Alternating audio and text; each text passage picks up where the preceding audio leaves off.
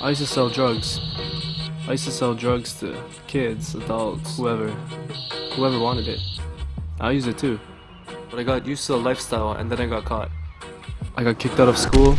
I lost all my money. I lost my place and my family and friends. I lost everything. But you know what? I still use. Back in the 1800s, there were no ad campaigns delivering the dangers of drugs. One of the most influential drugs during this time period was opium. The drug opium comes from a poppy flower that evolved around 100 million years ago. To obtain the drug, one has to cut open the spherical pod that forms under the poppy seed. Opium's effect on the human body lasts for hours and include numbness due to the morphine, emotional detachment from life, loss of appetite, and drowsiness. About 60,000 years ago, early civilizations were already starting to use opium as a medicine for injury wounds on the battlefield. By 6000 BC, West Asian farmers in India were already making opium one of the most popular domesticated drugs. However, not until the early 1800s did the drug reach its highest. Before the Opium Wars began, China was thriving under Qing rule. Mainland China was very secluded from Europe and all the other major powers. The Chinese had absolutely no competition and therefore had very little problems. Their native goods, however, were very valuable in other countries, and since they did not rely on foreign imports, they had the upper hand in trade. Hi, I'm here to talk to you today about the effects of opium on the body. One of the most common opiate compounds is morphine, and morphine is commonly given to people for pain relief. It can cause drowsiness.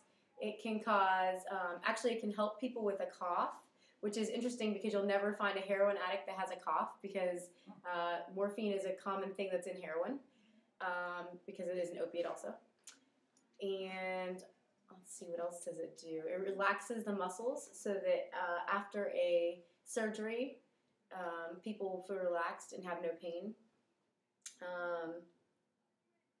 That's good. In 1793, England wanted to set up special trading rights with the successful China. However, the Chinese would have no part in it. England would not take no as an answer, as smuggling goods into China became extremely common. One of the goods that was smuggled in was opium. The Chinese were not very familiar with this drug, as it was grown more commonly in India. Because of their ignorance towards the drug, a large number of the population in China became addicted. As more Chinese people became addicted, there became more illegal trading. By 1835, over 30,000 chests of opium were being smuggled in each year.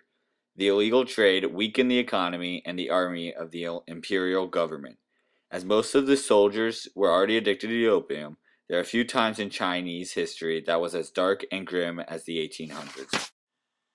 Because of China's addiction to opium, a triangle trade system was being formed between England, China, and India. England was recruiting young men from India to bring the opium they were growing in India to China. In exchange for the harmful opium, the Chinese were giving tea and manufactured goods to England. England was in part giving manufactured goods to India. China was becoming increasingly agitated over the smuggling and their people's addiction to the drug and finally confronted Queen Victoria of England for help. However, the Queen ignored the request because of all the revenue that was coming in from the triangle trade system and some past disagreements. By 1836, China took action and started destroying the opium that was being smuggled into the country. Finally, China and England waged war in the First Opium War of 1839. After 3 years of combat, China soon realized they were no match for the technically superior England. To end the fighting, the Treaty of Nanking was implemented. The treaty allowed England control over the city Hong Kong for 120 years, along with 5 open ports where the English and Chinese can openly trade. The 5 ports included Canton, Shanghai, Fuzhou, Ningpo, and Amoy. The Treaty of Nanking also gave England control of China's relations to the other parts of the world. The Treaty of Nanking was weighted entirely on the British side. In regards to England, the treaty put no restrictions on them or the opium trade. 15 years later, and the smuggling of opium had nearly doubled. Thousands were becoming addicted. Finally, China waged war for the second time after Sir Henry Pottinger from England blocked the Yangtze River. The river that he blocked was very crucial to the rice distribution in China. The Chinese killed Sir Pottinger and his men. After the incident, England swarmed the coast of China. The Second Opium War only lasted 2 years as England again prevailed on top. China and England settled on the Treaty of Tianjin. The treaty forced China to open new ports for trading and allowed new foreigners to move freely in and out of China. However, the most important clause in the treaty was the legalization of opium and the unrestricted propagation of Christianity in all areas of China. In the end, the Opium Wars weakened the imperial dynasty significantly. The economy plummeted and the army was entirely composed of drug addicts.